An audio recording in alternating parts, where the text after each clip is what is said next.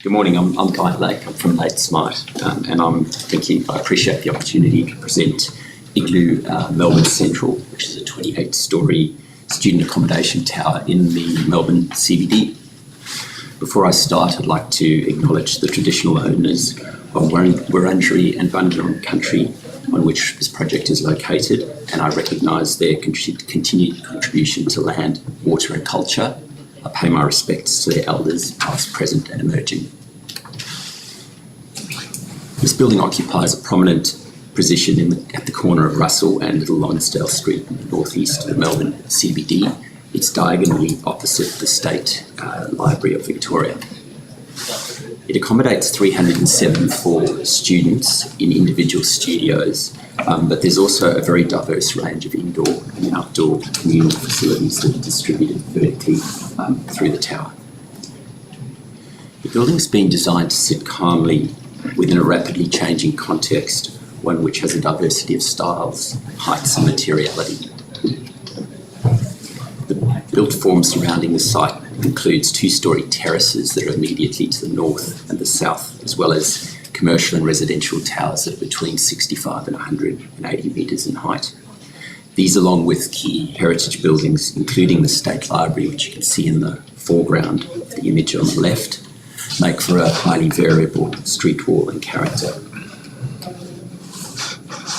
The tower's been built to the boundary on both of the street frontages, but also to the south, and it's expressed as a very simple, singular, slender form. It's set back to the laneway above level 1 to increase the separation to the commercial building, which is at 140 Lonsdale Street.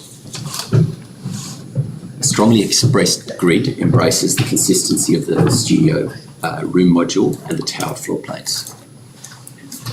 The hierarchy of the grid, expressed through concrete horizontals and wide recessed brick verticals, references the materiality, colour and trabeation found in the surrounding heritage architecture. The ground and the first floor has been designed to reinforce the two-storey scale and the rhythm of the surrounding terraces.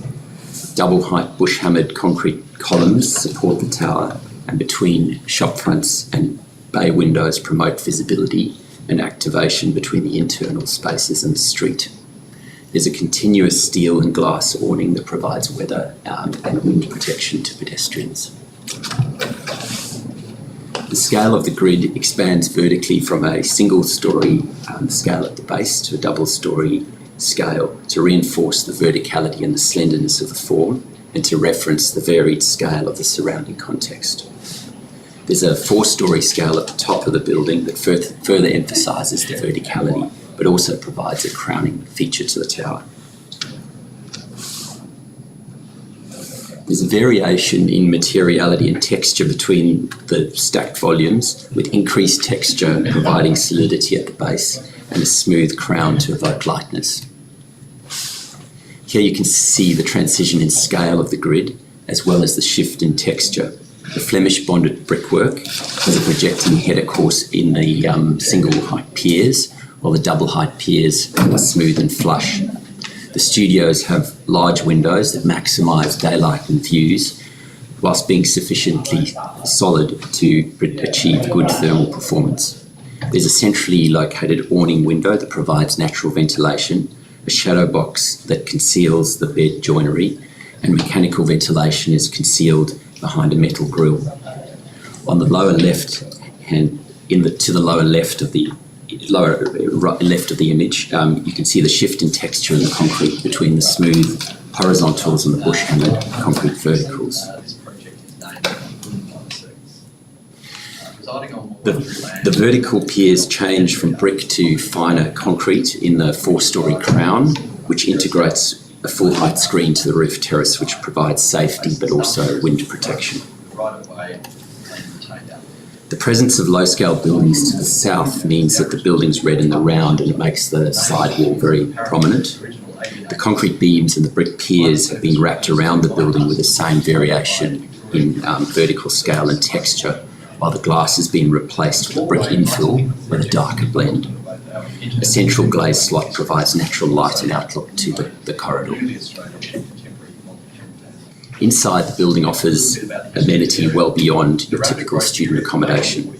The majority of this is located in tall double-height podium spaces that feel open, light and connected with the outside. The building's entered off the corner of Little Lonsdale and Hayward Lane. Alongside the entry is an open stair and a void that connects to level 1. There's a cafe located alongside the concierge which opens out onto Russell Street and into the communal living area. There's a separate gallery tenancy that occupies the southern portion of the site. In these images you can see the ground floor living area, the concierge and the open stair. And a communal kitchen forms the focal point to level 1, which also accommodates study rooms, informal work areas and recreation space. There are bay windows with integrated seating, while Juliet balconies allow the space to open to the outside. Applied finishes have been kept to a minimum with exposed concrete columns and soffits. There are 15 studios located on each tower level with a communal study room located adjacent to the lifts. Corridors and lift lobbies have glazed ends that provide natural ventilation and light. This is a view of the naturally lit lift lobby with the communal study room visible in the background. Here you can see that study room and a studio, the design of which brings together elements like customised bathroom pods and prefabricated beds that double as lounges, or in order to support good living in tight spaces. An active roof is home to the building's indoor and outdoor gym, a large communal area, and barbecue facilities. The rooftop enjoys views of the city skyline with full-height glazing for wind protection and to allow the roof to be enjoyed all year round. Traditional living rooms at the front.